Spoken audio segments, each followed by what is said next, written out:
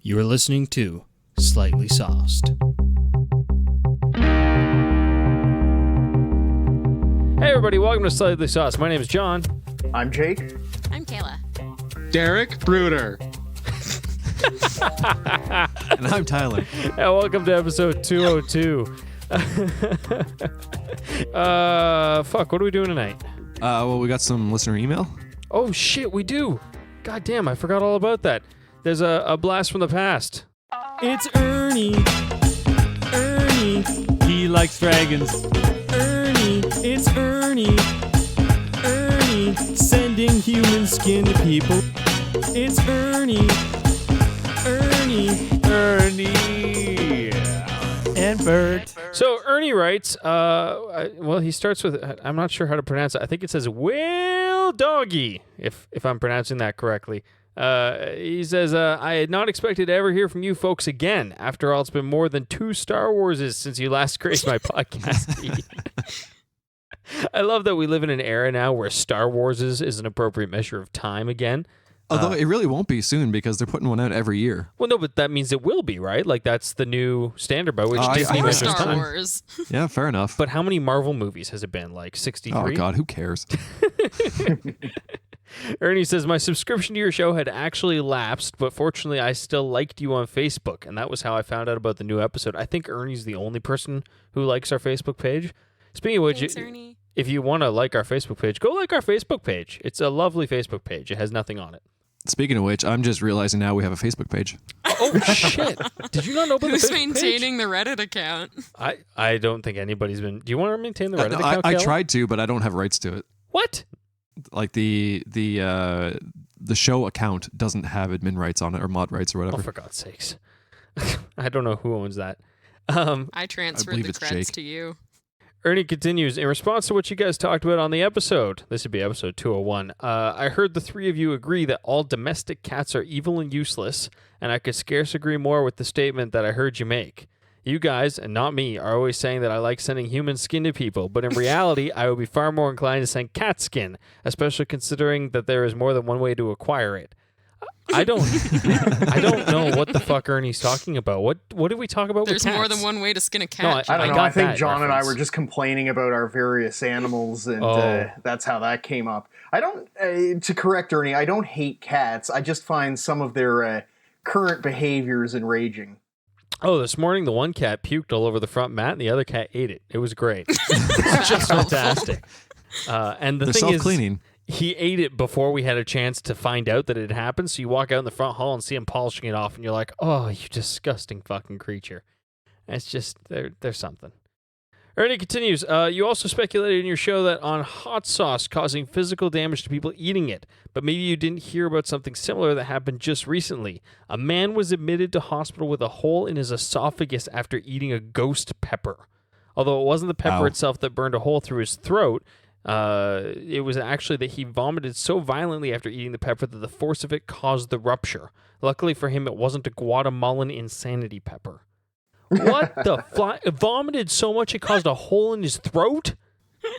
Fuck Hey, Derek, that. how's that hot sauce that I got you for Christmas the one year going? Oh, it's never been used. I'm not gonna lie. Except for that one time I tried sticking in the pizza and it burned my everything. Oh, Christ. That sounds horrible. It I don't- adorns my desk somewhere. Ugh. Excellent. Ernie finishes, lastly, you said not to get in touch with you, but you then proceeded to mention a few ways in which we could. I don't believe we did. I don't think we did either. I'm pretty No. sure that we did not. Ernie's I think you using just this made that email up. address. I, however, would like to encourage all of the old gang to write or call in. Whatever happened to Liam and Darmesh and Chris and your 2 female listeners? And where is the sultry baritone voice of Dana? Inquiring minds want to know. Welcome back, Ernie. So Thanks, we don't Ernie. even have a number anymore, do we? That Nope. people can call? No, I think the phone number's gone. Even so, I'm not entirely sure how I got that email. It just showed up in my personal inbox one day. I don't know if the old address forwards or something. I'm not No, sure. I forwarded it to you. Oh, you did? Oh, so you've been watching the old address. Okay, somebody's been watching the old address. So if you want to email us, you can email us at contact@slightlySauced.com. And Or apparently we'll get it. you can leave a message on our Facebook page that Tyler doesn't know about. Either will work. And apparently we have a subreddit, so there's a thing. Yeah, that nobody can post to. It's great. We're really running a tight ship over here. We're very professional podcasters. We got to get back into the swing of things here. It was quite the setup this evening. Yeah. So, to continue with the show, Tyler, I think you wanted to try something new tonight, didn't you? I did. I want to try out a new segment. Shit, do we have a theme? We need a theme. No. Do you want to make I'm one sure up? the name of this segment will change every single show, but for now Okay. I'm going to call it Recommend This. Ooh, It's catchy. basically, I know, not really. We're going to go around and mention something that you think other people should check out. So it could be a movie, it could be a TV show, music, album, game, website, YouTube channel. It doesn't matter. Just something that I think the listeners might also enjoy. So I'll start. I know Kayla is also, and Jake I think is also a big fan of this, but I'd like to recommend the show Black Mirror because it's awesome and creepy and disturbing and awesome. Okay, so I've never watched Black Mirror. Why should I watch it? Without let's not get into a whole podcast about Black Mirror because I don't know anything about it. But tell me why. It's very, so it's, and Kayla, feel free to chime in because I know you obviously also have strong opinions on the show. To me, it's almost a satire of current society. It's very technological based. It's about how kind of the future and current technology, I suppose, are really changing the way we interact with one another. But more than anything, it exposes a lot of the the deep seated not as pretty sides of humanity and society that we have. And it's the kind of show you watch, and it's an excellent TV show. Like you're enthralled the entire way through it, but then at the end, you sit there and you think to yourself, think about it a little bit more about the episode you just watched, and you're like, man, humanity sucks. And it's really One of every those single shows. episode. Great. Every single episode is different. So there's no. It's all up. It's kind of like a modern day Twilight Zone in a sense, just not as cheesy. I don't know. Kayla, do you have For any me, it is the most thought-provoking and devastating show that I have watched in a really long time. And it makes you really look at the way that the episodes critique things that we may take for granted or technologies that we may not be skeptical of, and the ways in which they can be manipulated, or it's a really complex show to summarize because each episode is different. So it really is like So- Twilight Zone then, with each episode being different and very much putting a mirror on humans. Interesting. Yes. The whole thing is on Netflix. Just be careful when you go to watch it. For whatever reason, the seasons are completely out of order. So Oh, I guess Start with episode with 1 of yeah, season 1. Exactly. Isn't Work your that way how you that normally way watch and not the way TV? that it's listed. oh, Netflix lists it weird. Okay, good to know. All right, I've got a music recommendation. It's been coming on the radio quite a bit recently, and I have developed a bit of an obsession with it. The song specifically is Way Down We Go by the band, and I'm going to butcher the pronunciation, so listeners, if you know how it's pronounced, please let me know. I'm going to say it Kaleo. It sounds kind of like my name and kind of like paleo. The spelling rather is Kaleo. And it is just a fantastic song that I think you should all give a listen to. What's the genre of music? Sure. I really couldn't say. It sounds kind of bluesy. It sounds kind of like alternative. I heard it on Y108, the Hamilton rock station. So maybe rock. They play a whole bunch of stuff. I would say kind of bluesy rock. Could you compare it to like another band, or are they completely distinct? I don't know that I could make a very good comparison. What about a bad comparison? I'll take a bad Totally like comparison. Carrie. It's Do, totally do like they Katy sound Perry. like Chromeo because the names kind of sound the same? It is not like Chromeo. Chromeo's No, that. that's that terrible. synth- That's terrible. That would guys? be a poor Synth comparison. bananas? I want to say kind of like Trues like. Okay. A little Okay. bluesier than Trues. All right. I can dig that. That sounds interesting. Yeah. Derek, you got something for us? Yes, John, I do. Cool. I would like to recommend Captain Morgan's Spiced Rum. Oh, that's because a good remember, kids, recommendation. you're not an alcoholic unless you admit it. Now, Derek, how would you suggest I drink Captain Morgan's spiced rum? What's the best way to enjoy it? Well, John, the best way to enjoy it is obviously with a Coke, because if it's not Coke, you're fucking nuts. The second best way to enjoy it is straight out of the bottle, because remember, kids, if you're not an alcoholic, never admit it. Spiced rum neat. Ouch. I don't know that I'm in on that. That's a little rough. I saw a new bottle of Captain Morgan's on that. It popped up in my news feed, and it comes in. It looks like a bomb. Yes, that is Like the an old style Captain pirate bomb? Morgan's butt plug, butt chug bomb. You stick it in your butt and you chug it. You know, I've heard It's that that's so a Captain drunk, really Morgan's fast way to Cannon get drunk. Blast. And also Whoa, whoa, whoa. horrible for you. It's called Cannon Blast? That does sound like butt Cannon chugging. Blast. Yeah. It is a tier 2 score in the rum category, according to wherever I am. How many which tiers means are highly there? recommended. Oh, okay. All right. Good to know. Really, that could have gone either way. Like, tier 2 is either terrible Exactly. or really good. Hard to I'm tell. So surprised. the proof notes are that Captain Morgan Cannon Blast was fired off in 2015 in a round-shaped bottle looking exactly Fired like a off. cannonball, Ah. or perhaps a Looney Tunes cartoon bomb with a red fuse on the top. The stark black responds to the black light with some hidden images and messages. It's a Somebody- sweet and spicy rum, Oh. and it is a direct challenge to the trendy cinnamon schnapps Fireball. That sounds even worse than spiced rum. Can you only drink it if you're in the Fireball Captain Morgan Captain pose? Morgan? Ouch. Yeah, I'm not in. You are allowed to drink it in that pose, but then you are also allowed to vomit it in a different pose. So sorry, not to derail the the segment that I just made up. Have you guys heard this? Stella has come out with this new thing where you can buy limited edition. I don't quite think they're commemorative, but they're limited edition glasses. And by buying one of these glasses, they send all of the money to delivering water in poorer countries, so like India and parts of Africa. Huh. But how do they get the water there, Tyler? Catapult. So we looked into it. I was waiting for it. We looked into it because these glasses are actually really neat.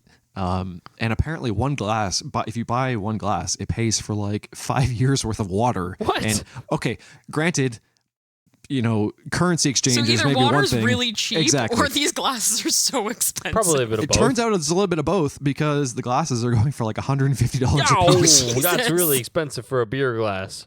Yeah. That's a lot. I mean, I guess you're not buying the glasses with most charitable shit. But John, look on the bright side. Whenever you have friends over, you can say, look at this glass. It has 5 years of water worth Oh, of glass. because that's not pretentious as fuck. Well, you know, pretentious is just another word for being rich. Fair enough. Fair enough. Okay, I'm going to recommend a book. I just finished a book called Testament by Robbie Robertson. If you're a music nerd like me, you might recognize the name Robbie Robertson as the leader of the band. You know, the Up on Cripple Creek, The Wait, those guys. I'm not a huge fan of the band's music. I grew up sort of listening to it because my parents and definitely my grandparents are. But as is my practice when I'm reading rock and roll biographies, which I read a lot of, I listened to their discography while I was reading the book, and frankly, I don't enjoy it. But the book itself is fantastic. This dude is a songwriter, and it shows. He's an incredible storyteller, and he tells these stories that are really, really vivid. And every little minor character that just kind of comes and goes through the chapters of the book is described in a way that just makes it jump off the page. It was an excellent read. Couldn't put it down. Really, really enjoyed the book. So it was Testament by Robbie Robertson. Very good. I guess my recommendation would also be a television show. Recently, I've started watching Westworld. I'm only about 4 episodes in at this point, but so far it's been excellent. It was recommended to me, actually, by a coworker, and now I get half the things that he's saying about software development. How many of them are Cylons? There's a lot of Cylons. I watched the first couple episodes of that. I got to get back into it. I've been It seemed told I pretty need good. to watch it. Yeah, I should check that one out. All right, who's got the first article? Yeah, I'll start. Mine. So, the article that I brought for this show, like last week, is a garbage article. Thanks. Which I'm assuming is my role in this because I'm just anticipating that you guys are bringing actually, you know, quality articles to the show. Yeah, right. I don't have an article. Oh, perfect. All right. So apparently on January 12th, on January 12th, loud noises caused by storm winds in Niagara Falls, New York, led one resident to seek help from local police in order to get to sleep. A Niagara Falls police dispatcher informed officers that a resident had called to request police to stop the wind from blowing, according to an audio recording. What Quote, was the resident high? Quote, all cars be advised. Someone called to see if the police could stop the wind from blowing so they could sleep, quote, end quote, the dispatcher said. The dispatcher then requested any officers with command over the elements of nature contact dispatch to handle the situation. If any of you guys do that, could you let me know, she asked. I would like that to commend that dispatcher for being appropriately snarky. I'm sure she made a lot good-humored. of people's nights that night, yeah. That's fantastic. Is that's I mean, the what end? a waste the of whole- police that's the whole- resources. That was hardly an article, Tyler. That was All right, hardly. I have another one. I'm looking forward to the quality level on this one. Considering this was my second one. A Pennsylvania mall has been foreclosed on after its owners failed to repay $143 million. Oh, that's a It lot of has money. since been auctioned off for $100. What, a mall? What? Yes. Wow. Like with A stores whole and mall. shit? Wells Fargo Bank, who has owned the money from a 2006 loan and submitted the winning bid for the 1.1 million square foot Galleria at Pittsburgh Mills on Wednesday. The bank was acting as a trustee, blah, blah, blah. It doesn't matter. Point is, they bought them all for $100. Wow. Okay. What do you do with all that space? The mall was once worth $190 million, but recently was appraised for just $11 million. So here's a question. Are there still tenants in the mall? Like, are there operating Nope. stores or is it an empty mall? The mall is slightly more than half occupied currently. Really? So it's like the mall down the street from my place.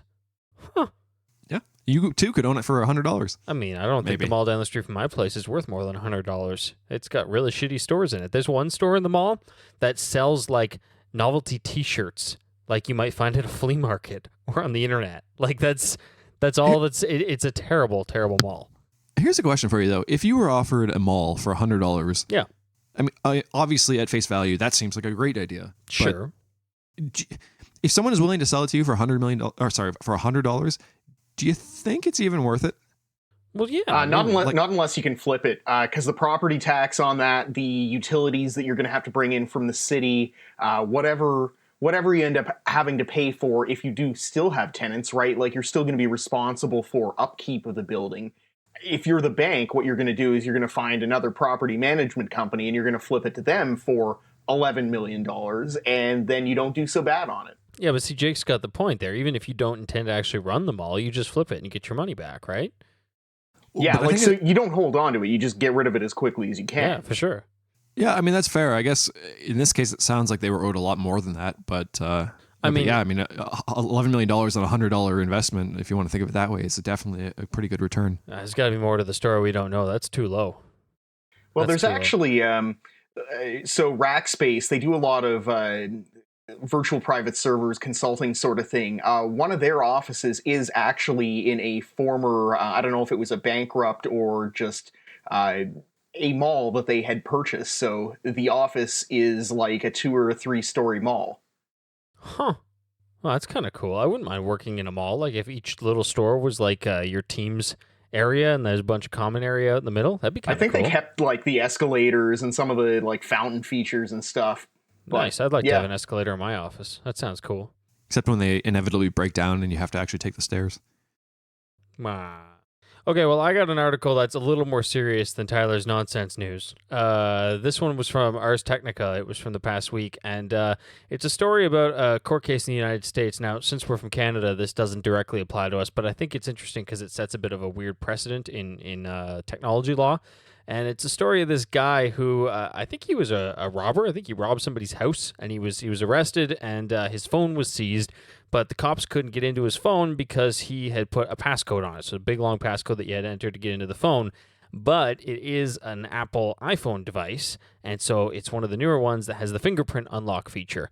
And eventually, the police got a court order and pressured the guy into putting his fingerprint down on the fingerprint sensor in order to unlock the phone, as opposed to putting in the password. Now, sounds weird, but the reason that this makes sense is because in the United States, there's a thing called the Fifth Amendment, where defendants cannot be generally compelled to provide self-incriminating testimony. And some corporates have interpreted giving a passcode or a PIN code or something as self-incriminating testimony because it's something you know. So they've got the idea of testimony down to something you know. And because you know a password, you can't be compelled to give it.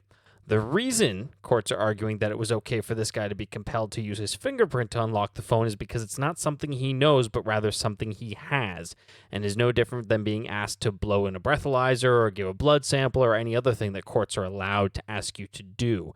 And so the guy's appealing it. His lawyer is trying to try it back, and it'll be interesting to see how it goes out. But I'm kind of concerned about that idea about courts considering your like a biometric, a fingerprint or an eye print or whatever it is that you want to use going forward to get into computer systems to be something that you can be compelled to give up. Actually, I'm kind of concerned about passwords being something you'd be compelled to give up, but it's an interesting case nonetheless. Does anyone know if we have something similar in Canada? To a like Fifth what protections Amendment? we have? I don't think so. Well, no, I don't think we do. But I mean, in terms of like, could we be compelled to give our fingerprint? I don't know. Just as an example. Someone at Well, work if you told me don't, they they did. just what they do is they just say you're in contempt of court, and then you're basically Well, this guy was held in local contempt jail. of court originally, and then eventually was compelled. Yeah, I'm just curious how closely the two countries are in terms of their laws. It reminds me, though, actually, this article of some research that I just read about out of I think it was a university in Japan, where they were actually able to recreate your fingerprints from high resolution pictures. Oh, So if someone, that's like, interesting.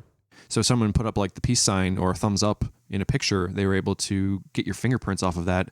And I believe they actually figured out a way to reproduce that onto like silicone or something, and then unlock an iPhone. So, as a like, I test guess example. to me, then this story comes down one of two ways, right? One way is like, okay, well, look, the fingerprint unlocky thing is a really cool feature. I mean, I personally use it on my phone. It's very convenient, but there's dangers in it, and Extremely maybe convenient. you shouldn't use it because there are dangers involved. But then I think the other side of it is, and again, this is where we don't know where this comes down in terms of law in Canada, but at least we can talk about the law that we do know about in the States is, how should it be interpreted? Should your fingerprint be a thing that's interpreted as something that you can be compelled to give up? Or in a more broad sense, should a password be something you can be compelled to give up? With a court order, yes. Until then, no. Right, but why with a court order?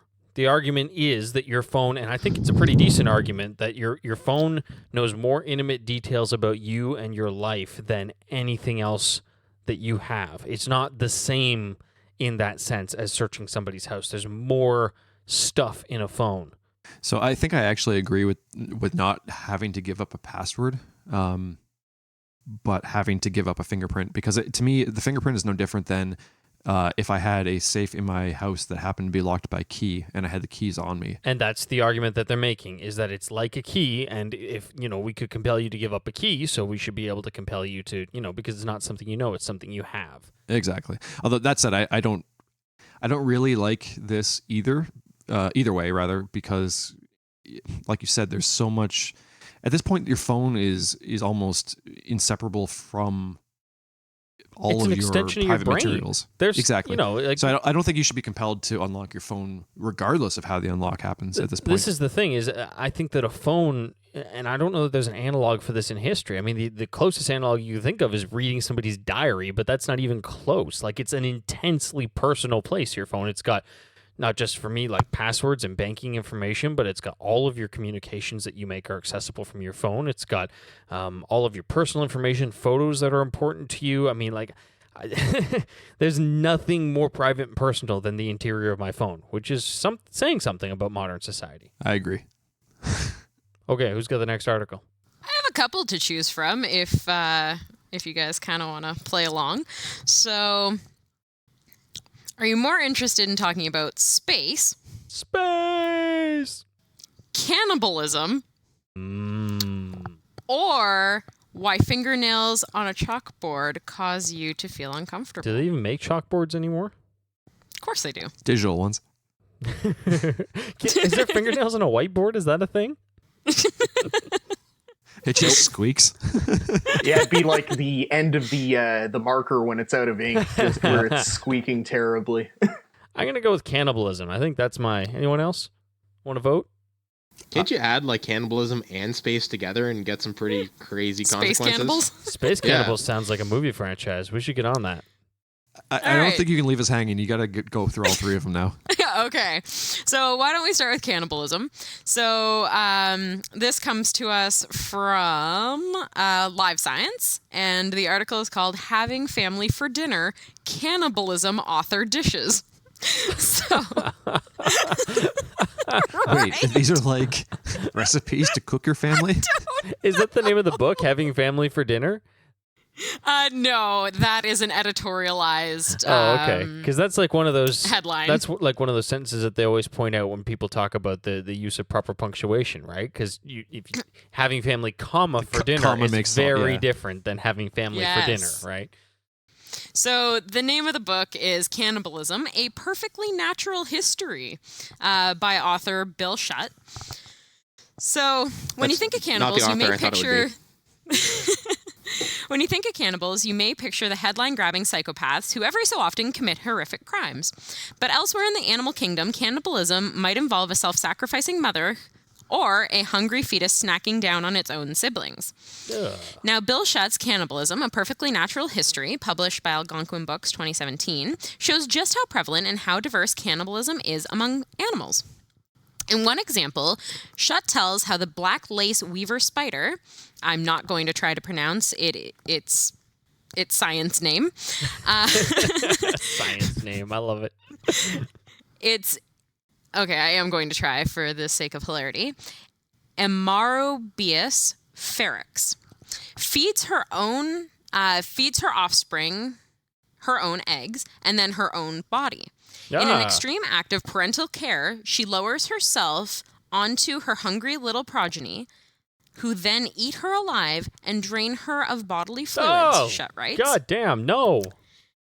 In another saga, Shutt describes how embryonic sand tiger sharks,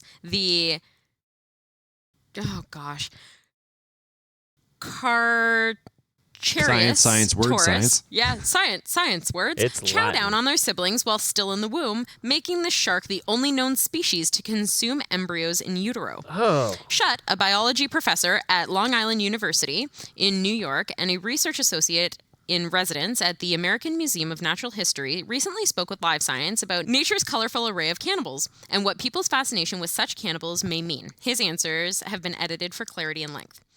So, Live Science asks, what surprised you the most during your research on cannibalism? Shutt, I was surprised at how common cannibalism is across the entire animal kingdom. There are literally thousands of species, from microbes to monkeys, that consume their own kind for all sorts of reasons that make perfect evolutionary sense. Whoa, perfect evolutionary sense? That seems like a stretch to me. I mean, don't get me wrong, maybe I'm not the guy who should be arguing with a biologist about this, but there's a reason that weird monkeys and sharks that eat each other aren't at the top of the food chain, right? Like, I don't think that it an makes example with those evolutionary sense sharks- to eat your siblings. That's weird. So an example with the sharks is theoretically only the strongest will actually leave the womb, right? So it does make evolutionary sense in that sense. And chances are the sharks are the top of the food chain, John. Like they would eat you. Yeah, sure. They're probably Yeah, I at was the gonna top say, of their local furthermore- food chain. I suppose that's true. Furthermore, wouldn't you be at the top of the food chain by definition if you just ate everyone else at your level? I mean, I guess I suppose. I don't. Okay, so I guess it's about time to wrap this sucker up. How do you guys feel about episode 202? Good episode? Meh. Meh. I didn't get to tell my story. What the fuck? We'll save it for the next episode, which may or may not record immediately after this. Somebody's got an aggressive recording schedule in mind. Okay, so look, that's the end of this one, but there'll be another one at some point, I suppose. In the meantime, if you want to get in touch with us, there's a Facebook page. Ernie found it. Or you can send us an email, contact@slightlySauced.com. And, of course, you can subscribe to us on iTunes or check out the website, SlightlySauced.com, for all of your Slightly Sauced needs. That's it. Go away. Bye now. Go away. That sounded very Barack Obama. We're done with you. All right. Go away. See you later.